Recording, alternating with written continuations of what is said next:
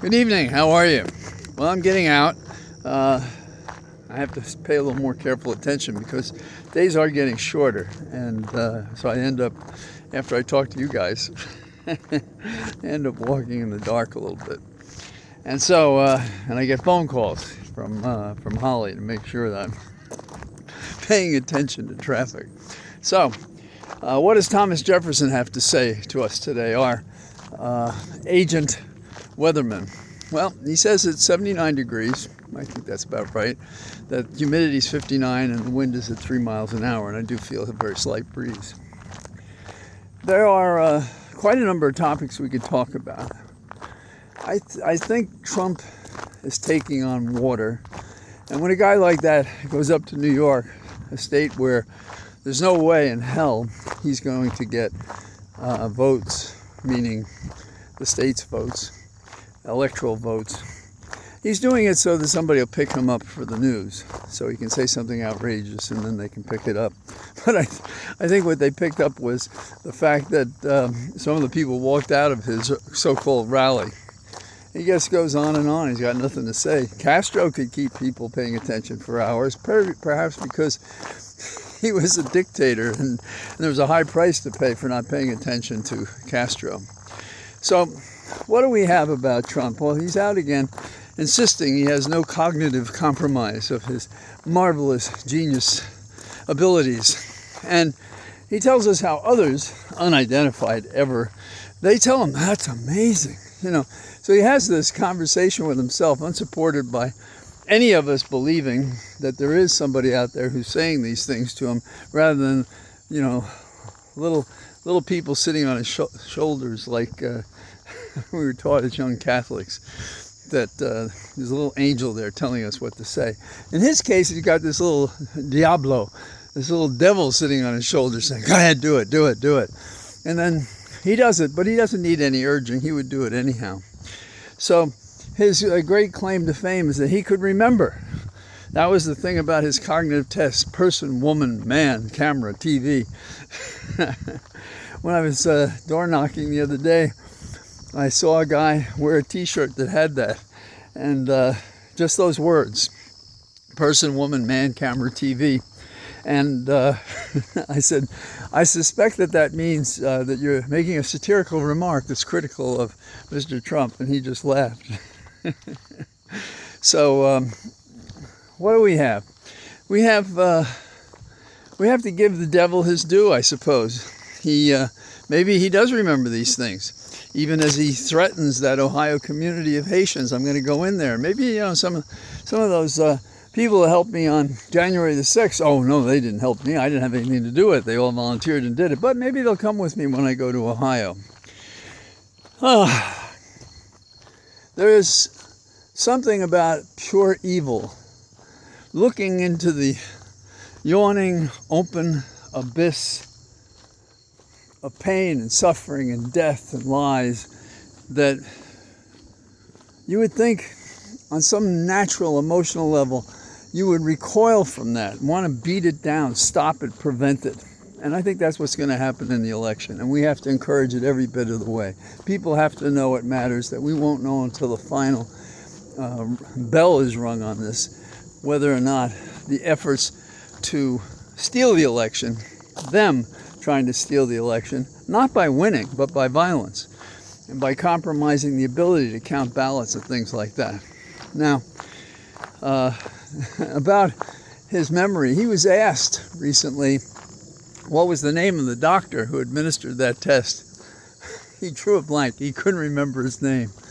The man of mystery who remembers everything, can't remember the doctor, a real person, perhaps, who taught him those magical words.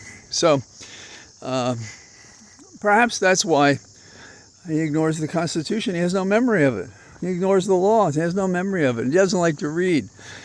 And I think these are basic requirements for anybody we'd want in the White House. I really do. And I think people are getting that point and knowing it. Now, in the corridor of errors and outrageous conduct, we have a good one.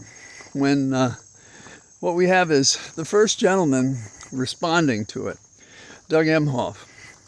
And he's responding in part, of course, to J.D. Vance, but more specifically, we have the governor of Arkansas. You remember Sarah Huckabee Sanders? Well, I always thought she was terrible as the secretary for Trump. That is, the telling people what happened on a daily basis, you know. And now she's given a speech and she says, you know, Kamala has no children to keep her humble. Isn't that outrageous? No children to keep her humble. In a lifetime, I've known people who wanted children and adopted, who couldn't have children, who couldn't afford children. Those are responsible people, by the way, who thought there were too many children already and that they couldn't justify environmentally bringing more people into the world. But what else is she saying? Emhoff said, no woman will humble themselves before Trump. That's interesting, taking that term and using that. And doing it in such a way, as you see men and husbands sometimes, they don't use their wit to respond to an attack on their wife, friend, partner, who knows. And he's a man worthy of the position he'll be defining when Kamala wins in November. And when we see him say something substantive like that, we see the two of them as a pair. Naturally, one picking up what the other says and understanding it and talking about it. But isn't there a veiled charge in Sanders' remarks? And is she saying, I want her humble because she dares to speak? Do we have a person who is uppity? Now, these are the things women and persons of color are familiar with this. And Sanders is old school in the sense perhaps of winking and whispering. But when you say to somebody, you need humility, you should go and have a child, what does that sound like? You would think it was a Saturday Night Live skit if you didn't know better. So I have a couple of notions. Those of you who invest in T-bills, you should know that they're now a half point lighter, which is a sign that the economy is moving in the right direction, and borrowers will be very happy because it will release the funds to do businesses, homes, all sorts of projects and so forth. Another thing that's going on is the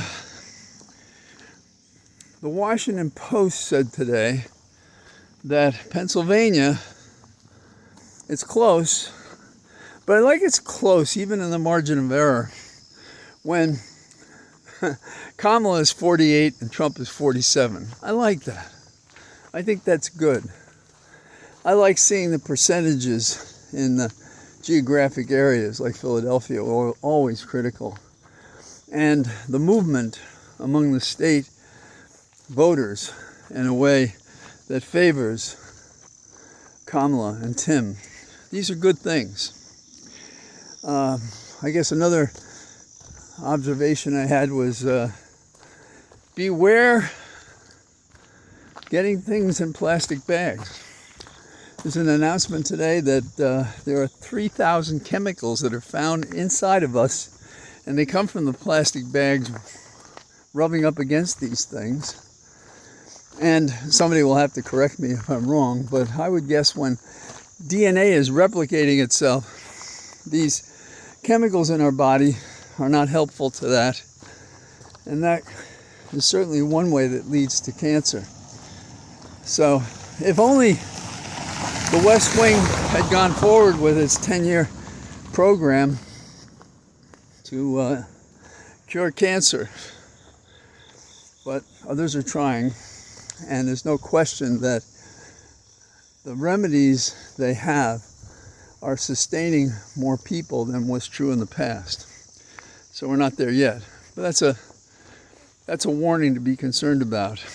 And then those of you who, like me perhaps, feel strongly about Ukraine, while our government probably shouldn't be saying it, I think I can say it. I'm glad that Ukraine is striking into Russia and actually causing damage. I think that's great. And I think America should be at least helping Ukraine when and as is necessary to defend itself within the confines of Ukraine and find a better way to deal with the air power fights. And so that we can ultimately not only protect Ukraine, but discourage any movement into NATO and having Russia and its renewed imperialism moving across Europe to the west. It's just not acceptable. So these are crazy times, no doubt about it. And as we work our way through the language and the actions of our times, we have to realize, what was John Adams said? Facts are stubborn things. Facts, truth. That's what we're allied to. That's what will bring us out of this. Because we know things, and they're getting out there, and there's enough runway between now and the election. And as of tomorrow in Virginia, you can vote. And across the country, people are going to begin voting. So anything you spend time on now matters. I've received a bunch of statements from people how they never put signs out before for candidates, but they are this year. Some are wearing buttons. More are talking it up. That's how you change a culture from compromised to exciting, to an adventure in government and community and the people, to a time when reforms can help us on so many levels. Isn't that the kind of life experience we want? When those of us who go into government or support people in government, isn't that what we want?